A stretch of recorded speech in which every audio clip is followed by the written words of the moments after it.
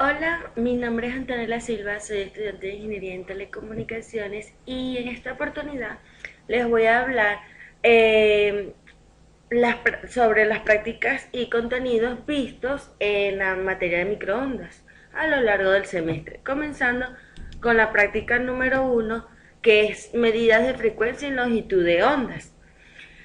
Em, la frecuencia. La frecuencia es el número de repeticiones por unidad de tiempo de cualquier evento periódico. El periodo es la duración de tiempo de cada evento repetitivo, por lo que el periodo es el recíproco de la frecuencia. Frecuencia crítica de una guía de onda. Esta va a depender del espesor, debido a que depende del tope máximo que aguanta una estructura física por el cual viajan las ondas con una pérdida mínima de energía. Modos de propagación de la onda. Las ondas electromagnéticas viajan a través de las guías por medio de diversas configuraciones, a lo que se llama nodos de propagación. Un modo es la manera en la que la energía se puede propagar a lo largo de la guía de onda. Cabe destacar que todos los modos deben satisfacer ciertas condiciones de frontera para que se puedan dar. Los modos transversales se clasifican en diferentes tipos, como modo transversal eléctrico, eh, la componente del campo eléctrico en la dirección de propagación es nula. Modo transversal magnético, la componente del campo magnético en la dirección de propagación es nula. Modo transversal electromagnético, la componente tanto del campo eléctrico como del campo magnético en la dirección de propagación es nula. Tenemos también el modo híbrido, que son los que sí tienen componente en la dirección de propagación, tanto en el campo eléctrico como en el campo magnético. La velocidad de propagación. Todas las ondas electromagnéticas se propagan en el vacío a una velocidad constante, desde 300 miles de metros sobre segundo, la velocidad de la luz. Debido a la poca diferencia que existe entre la velocidad de propagación en el vacío y en el aire, se considera que en el aire también se propaga a una velocidad parecida. La velocidad de propagación de una onda depende del medio en el cual se propaga esta.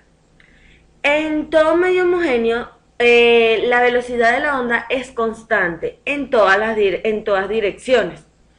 En general, las expresiones para determinar la velocidad de propagación de una onda depende si el medio es sólido, líquido o gaseoso.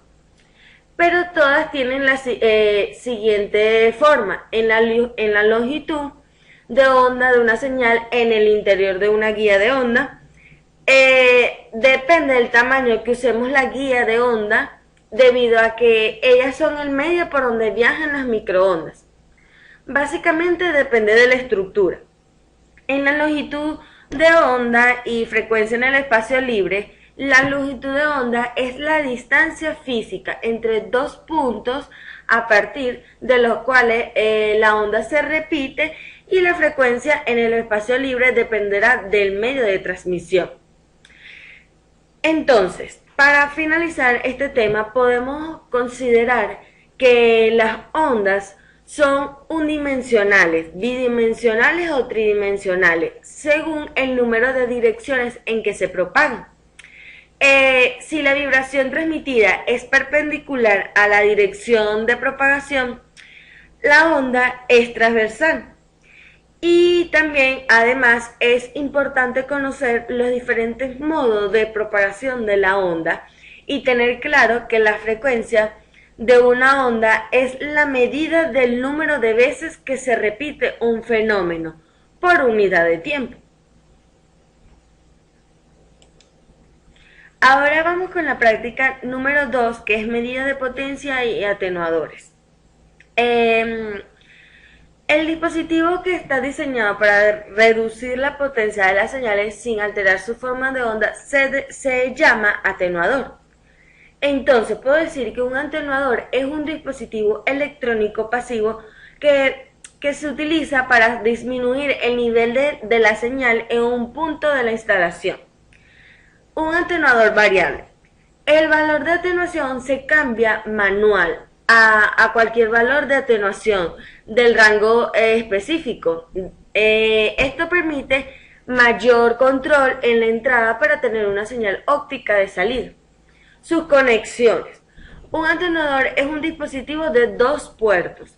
Está diseñado utilizando resistencias para debilitar o atenuar una señal y funcionan sin fuente de alimentación.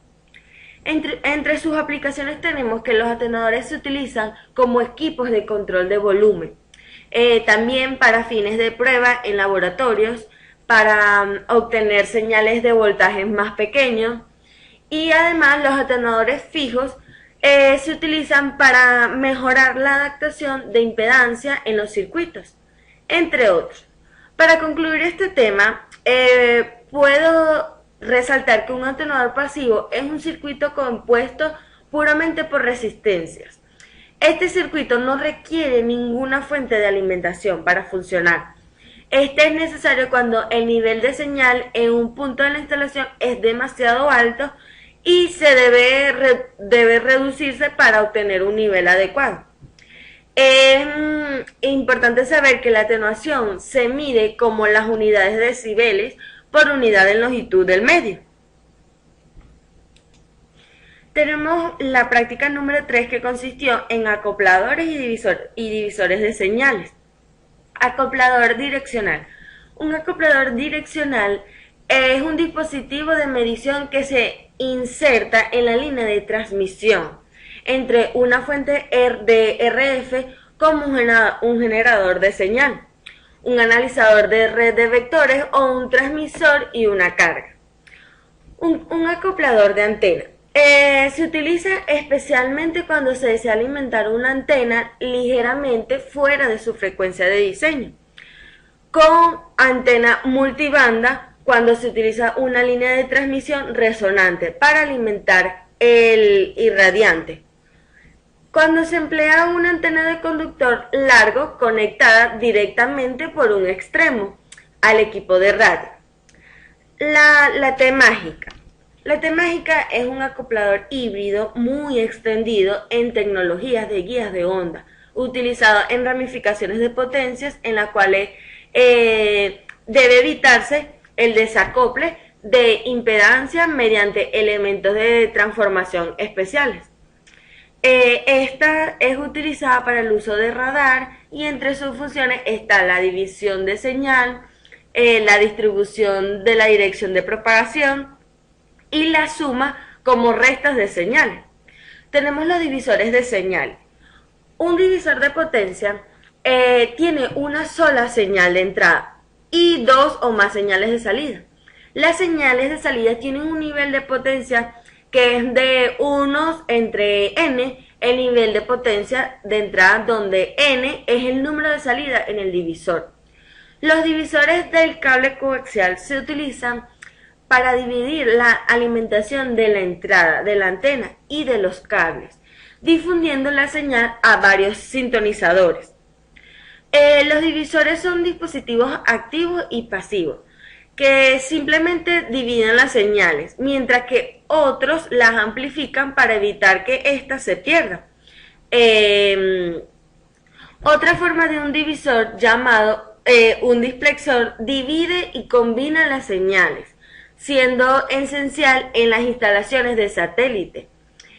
Entonces, los divisores pasivos son cajas de metal con entradas y salidas coaxiales roscadas.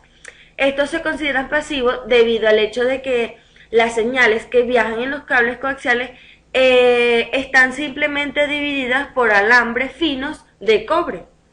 Tenemos también los divisores activos. Incorporan circuitos de amplificación en su interior. Esto mitiga la pérdida de 3 decibelios por división. además de ayudar a aumentar la señal en los cables coaxiales en distancias más largas. Tenemos los displexores. Son combinadores de señal, aunque pueden ser utilizados como divisores si es necesario. Se utilizan habitualmente en las instalaciones de satélite donde se desea la combinación de señales de una antena de aire y de una antena parabólica. Después que las señales se combinan, un cable coaxial entra en la estructura. Desde allí, otro displexor se utiliza para separar las señales individuales para el enrutamiento de la antena del decodificador del satélite. Ok, tenemos la última práctica, que es las medidas VSRWR y de impedancia, mejor conocido como la relación de ondas estacionarias. Se define como la relación entre las ondas estacionarias de voltaje transmitida y reflejada en frecuencia de radio RF, que es sistema de transmisión eléctrica. La relación de onda estacionaria de voltaje se define como la relación de voltaje máximo al mínimo en una línea sin pérdidas. En la impedancia, los desajustes de impedancia dan como resultado ondas estacionarias a lo largo de la línea de transmisión. Y la ROE se define como la relación de la amplitud de la onda estacionaria parcial en un antínodo máximo a la amplitud en un nodo mínimo a lo largo de la línea.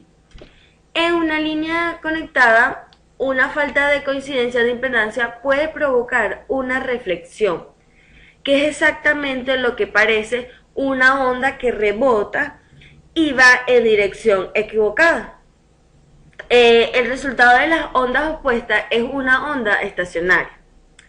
Entre sus funciones y sus aplicaciones, medidas de VSRWR es una indicación de la cantidad de desajuste entre una antena y la línea de alimentación que se conecta a él. Un valor de ROE inferior a 2 se considera adecuado para la mayoría de las aplicaciones de la antena.